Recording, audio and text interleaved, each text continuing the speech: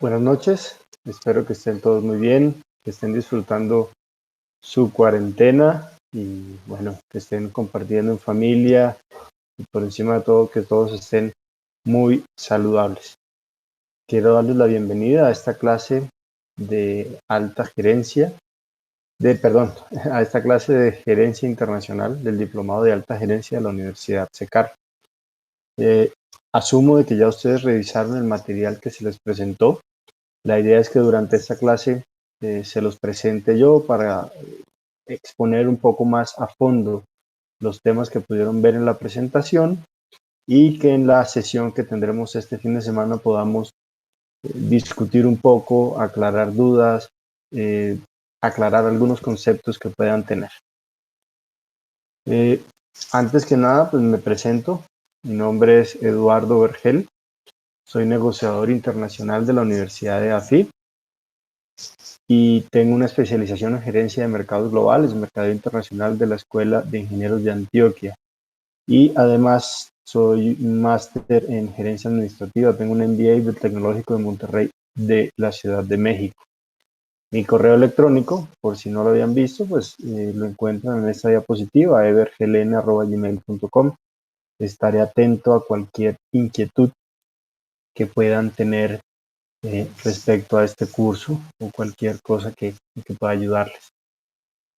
Parte de mi experiencia laboral o profesional, arranqué siendo gerente de exportaciones en una empresa norteamericana en Medellín que se llama Owens, Illinois, Colombia.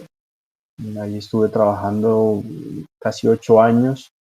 Después monté una empresa de importación y distribución de productos de consumo masivo que se llamaba Distribuciones Versol. Desafortunadamente, los resultados no nos acompañaron y a los 2 años de creada la empresa tuvimos que cerrarla.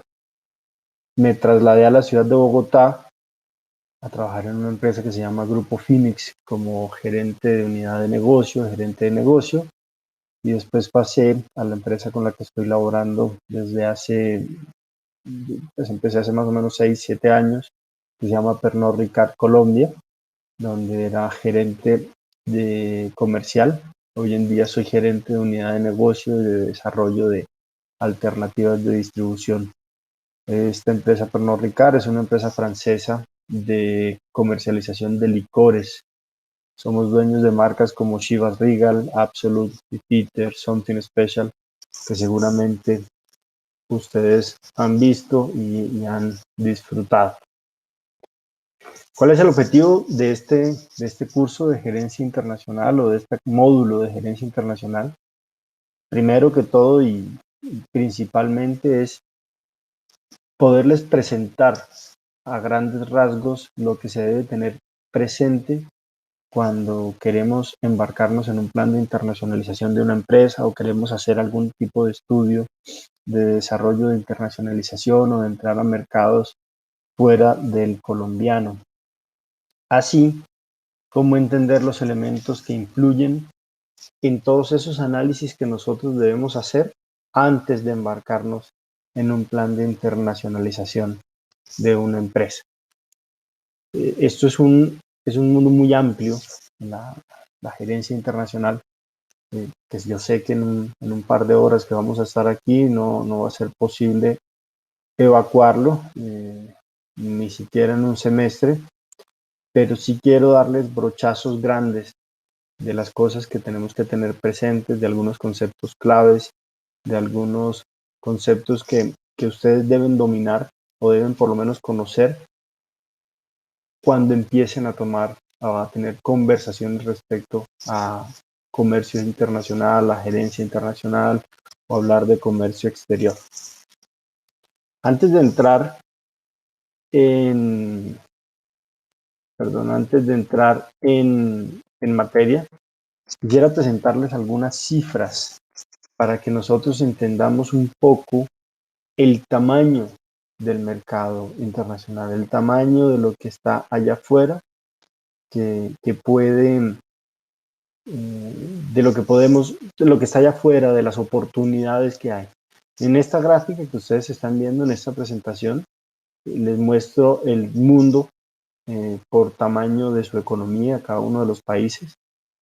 por el tamaño de su PIB, de su Producto Interno Bruto. Si ustedes se dan cuenta, miren el tamaño del Producto Interno Bruto de Estados Unidos. Es casi el 24% de la producción interna bruta del mundo. Son 20.5 trillones de dólares. La segunda economía más grande es China, que aún está lejos, pero está creciendo a pasos agigantados. Ya es el 15% de la economía mundial. Japón es casi el 6%, que hace unos años dejó de ser la segunda economía más grande a ser la tercera. Y después viene Alemania con un 4.65% del tamaño de la economía mundial. Si nosotros vemos Colombia, que alcanzamos a clasificar como uno de los países más grandes en Latinoamérica, miren que solo tiene el 0.35% del PIB mundial, equivalente a 0.3 trillones de dólares. Recordemos, Estados Unidos son 20 trillones, Colombia 0.3.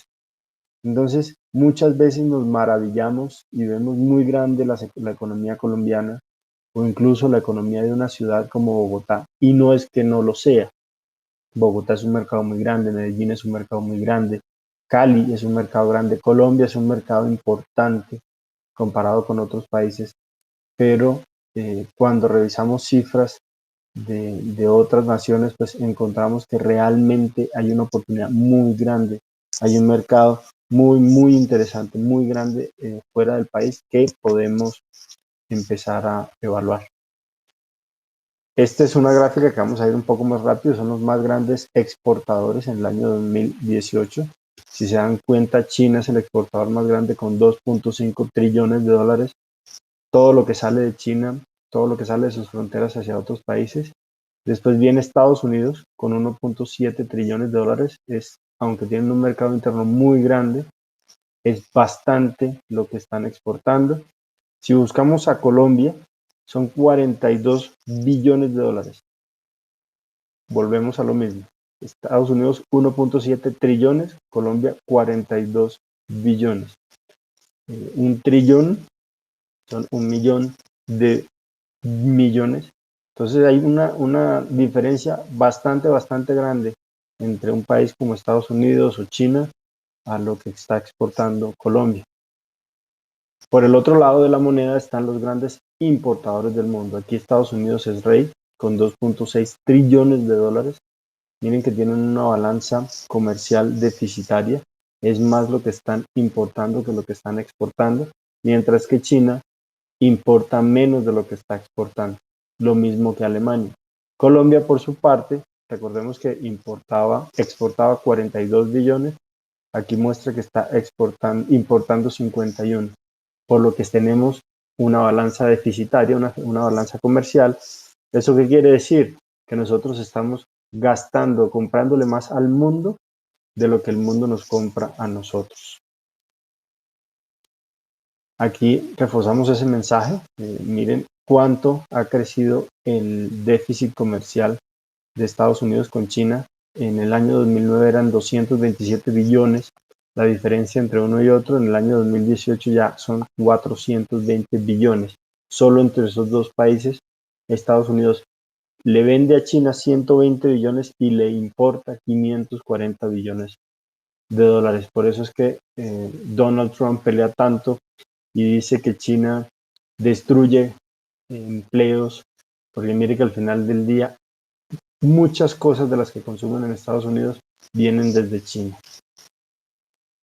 Las reservas más grandes de capital o de divisas, miren cómo China es la reserva más grande del mundo con 3.162 billones de dólares. Colombia tiene unas reservas de 45 billones de dólares, Suiza 785, Japón 1.200 billones de dólares en reservas de divisas, es decir, en dólares principalmente. Y esto se habla con quién tiene la deuda o a quién le debe dinero Estados Unidos. Le debe el 17.3% de su deuda soberana la tiene China. China la ha comprado, 1.113 billones de dólares. Japón tiene el 16 con 1.064 billones de dólares. Cuando hablamos de deuda son todos estos certificados, TES, certificados de inversión que emite el gobierno para endeudarse, son estos países los que salen y lo compran. Y al final del día eso lo guardan como reservas porque es una deuda que tiene la potencia más grande económica del país, del mundo, perdón. Y esto es como para darles un poco de contexto en términos de tamaño de mercado. Miren cómo un equipo de fútbol como el Real Madrid en España, que puede ser uno de los equipos más famosos del mundo en fútbol, vale 4 billones de dólares. Un equipo de fútbol, son 23 muchachos y un nombre y un estadio. Barcelona 4 billones de dólares, bajando hasta el Liverpool con 2.1 billones de dólares. Son cifras realmente impresionantes. Fútbol americano, arrancar con 5 billones de dólares en un equipo como los Cowboys de Dallas, y en la NBA 4 billones de dólares un equipo como los Knicks de Nueva York. Entrando ya en materia de comercio exterior o de gerencia internacional, yo quisiera preguntarles para ustedes qué es la globalización. ¿Cuándo sintieron o cuándo piensan ustedes que inició la globalización? ¿Y cuándo finalmente creen o sintieron o son conscientes de que la globalización llegó a ustedes? De que ustedes dejaron de vivir en su ciudad, en su pueblo, en su país y realmente sintieron de que están viviendo en un mundo globalizado, en un mundo donde sabemos en instantes lo que está sucediendo al otro lado del mundo, que sabemos en instantes las pandemias, sabemos en instantes las tendencias, sabemos en instantes los derrocamientos, sabemos en instantes la moda, sabemos en fracciones de segundo lo que está sucediendo en países que ya están en, como lo dicen algunos, en el futuro, que ya están al mediodía del día de mañana. Quisiera que lo reflexionaran un poco y pensaran, ¿cuándo creen ustedes que arrancó esto? La verdad es que no hay una fecha para decir qué día comenzó la globalización. Muchos estudiosos hablan de que las primeras comunicaciones que hubo en los viajes de Marco Polo, donde se empieza a compartir información, se empiezan a compartir productos, mercancías. Acuérdense que en esa época Marco Polo viajaba desde Venecia hasta la China, por todo lo que se llama hoy en día la ruta de la seda, para traer a Europa especies, para traer animales, para traer seda principalmente y algunos materiales que eran desconocidos en Europa y llevar algunos materiales y algunos productos que eran desconocidos en Asia desde Europa. Esto pues hablamos de alrededor del año 1271, ni siquiera habían descubierto América cuando ya el mundo empezaba a conectarse, no de pronto con la inmediatez que tenemos hoy en día, pero sí ya empezaba a haber nociones de que había algo más allá de las fronteras de los países. Sin embargo, se considera de que esto dio un salto muy grande con el desarrollo marítimo que obtuvo pues, uno de los puntos más importantes en el descubrimiento de América en el siglo XV, cuando realmente empezamos a conectar partes del mundo que ni siquiera sabíamos que existían. Entonces, la conexión, el descubrimiento de América, el descubrimiento de todos estos elementos que habían en América que no existían en Europa, como el chocolate o el cacao, la papa, todas las cosas que habían en Europa que nosotros no conocíamos, como los caballos o los cerdos que trajeron desde allá y los trajeron hasta América, empiezan a crear un solo mundo. Obviamente todo esto eran viajes que tardaban meses entre un destino y otro, pero ya se empieza a ver con cierta facilidad esos movimientos entre países y en este caso entre continentes. Después llega la Segunda Guerra Mundial, donde todo el mundo estaba pendiente de lo que estaba sucediendo en Europa y en Asia, como un conflicto paraliza la población, los obliga a estar pendientes de algo de lo que sucede más allá de sus fronteras y saben de que lo que está sucediendo más allá de los límites de sus países los empiezan a influir. empiezan a influir en sus vidas, empiezan a influir en la forma como se comportan, en las leyes, en fin. Entonces es algo bien, bien importante el tema de la Segunda Guerra Mundial. Y finalmente, con el auge del imperio americano y en especial con el auge del Internet, nos convertimos en una villa global. Dejamos de ser un montón de países a ser un pueblo grande en el mundo, donde sabemos lo que están pensando los líderes de otros países, sabemos lo que está sucediendo en los pueblos más recónditos del otro extremo del mundo en instantes. Sabemos resultados de elecciones, sabemos resultados de partidos de fútbol, y tenemos información de muertos, información de enfermos del coronavirus en segundos. Realmente con el Internet fue como el último empujón para nosotros lograr o llevar a, a que esto realmente sea un mundo 100% globalizado. Vamos a suspender esta primera parte, ya continuamos.